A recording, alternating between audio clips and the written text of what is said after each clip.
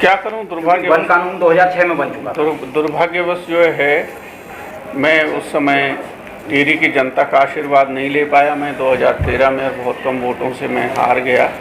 लेकिन जब जागो तभी सवेरा समझो 2017 में डबल इंजन के लिए उन्होंने जिस तरह से आशीर्वाद दिया था, तो इससे ज़्यादा और क्या जो है वो मतदाता का फ़ायदा हो सकता है। इतने अच्छे दिन जो हैं जहां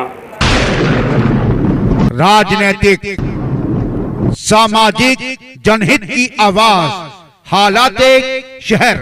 आपदा को हम राजनीतिक रंग से जोड़ें न जोड़ें, इसका तो आप उस पर विचार करिएगा। लेकिन आपदा आपदा होती है, और मैंने शुरू में कहा है कि ये जो आपदा है, तब चाहे रैनी से लेकर के और रामगढ़ तक, ये हम इसको मैन मेड, हमने खुद ही इन आपदाओं को आमंत्रण दिया है।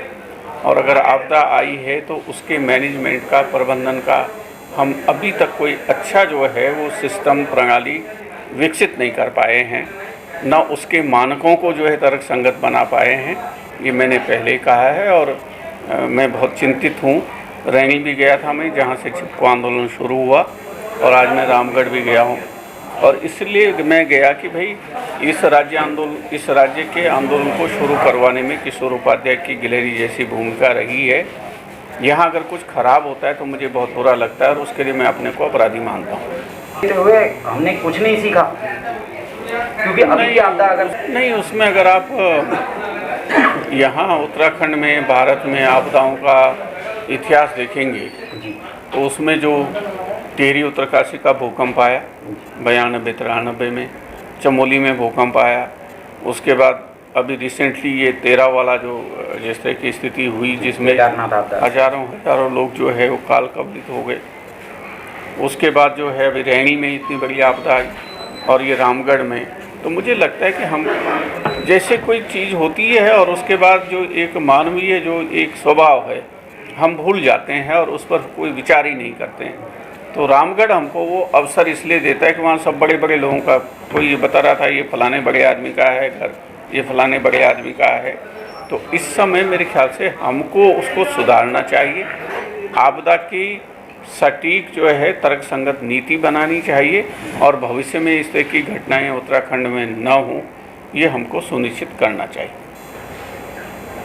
अब तैयारी के बारे में देखिए, मैं उस पर कुछ कहना नहीं चाहूँगा। निश्चित रूप से पार्टी अच्छे तरीके से अच्छा जो है वो भविष्य की 22 के चुनाव को जीतने की योजना बना रही होगी। लेकिन मेरा अपना एक मत है उत्तराखंड में, और जिसमें कि अब तक हमने ध्यान नहीं दिया, कि उत्तराखंड में जो भी वनाधिकारों पर बात करेगा, वनाधिकारों को लाने का काम करेगा, वही मेरे ख्याल से अगली बार राज करेगा। और ये यहाँ उत्तराखंड के सुखद भविष्य के लिए बहुत ज़रूरी है। अच्छा, जब में भी लागू किया जा सकता था जब आपकी सरकार थी, तब आपने इस ओर पहल क्यों नहीं की? क्या करूं, वन कानून 2006 में बन चुका था। दुर्भाग्यवश जो है मैं उस समय टिहरी की जनता का आशीर्वाद नहीं ले पाया। मैं 2013 में बहुत कम वोटों से मैं हार गया। लेकिन जब जागो तभी सवेरा समझो, मेरी चिंता ये है कि मेरी पीढ़ी के लोगों ने अपना समय 2/3 जो है जीवन निकाल लिया। लेकिन आज जिस तरह की स्थिति में उत्तराखंड का युवा वर्ग है, जिस तरह के अवसाद में है, अगर अभी नहीं चेते तो मेरे ख्याल से वो बहुत देर हो जाएगी। वो आपके भी और हमारे सबके बच्चों का सवाल है, और उन बच्चों का भविष्य बनाने का मात्र जो फॉर्मूला है वो किशोर उपाध्याय ने दिया है। और मेरे ख्याल से राजनीतिक एजेंडा मैंने पहली बार ये फिक्स किया है कि राजनीतिक एजेंडा होना चाहिए उत्तराखंड का। ये नहीं होना चाहिए कि साहब ये फलाने इलाके का है, ये फलाने मंडल का है, फलाने जाति का है। आप ये बताओ कि साहब आप हमारे जीवन में क्या सुख लाओगे, उस पर चर्चा 22 की होनी चाहिए।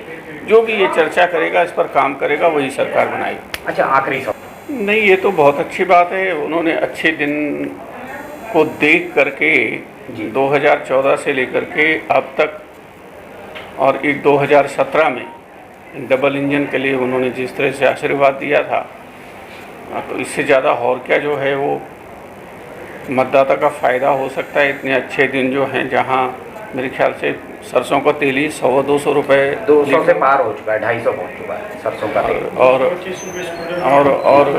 और गैस सिलेंडर 1000 के आज, हाँ, तो वहीं पर ये आता है वनाधिकार, जिसमें हम ये कह रहे हैं कि हमारा बिजली का बिल नहीं आना चाहिए, पानी का बिल नहीं आना चाहिए, एक गैस रसोई गैस का सिलेंडर हमको निःशुल्क मिलना चाहिए।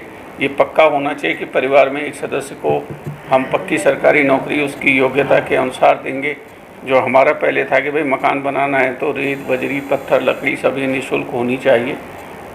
हमारे बच्चों की शिक्षा तब चाहे वो किसी भी स्तर तक पढ़ना चाहिए, तब चाहे इंग्लैंड और अमेरिका की यूनिवर्सिटी में जाना चाहिए। ये सरकार की जिम्मेदारी है कि उसकी निःशुल्क शिक्षा की व्यवस्था करे और उसी तरह से सबसे अच्छे अस्पताल में लोग बीमार ना हों पहले तो, लेकिन अगर होते हैं तो सबसे अच्छे अस्पताल में देश के उसकी निःशुल्क जो है चिकित्सा की व्यवस्था होनी चाहिए। और ये मंत्र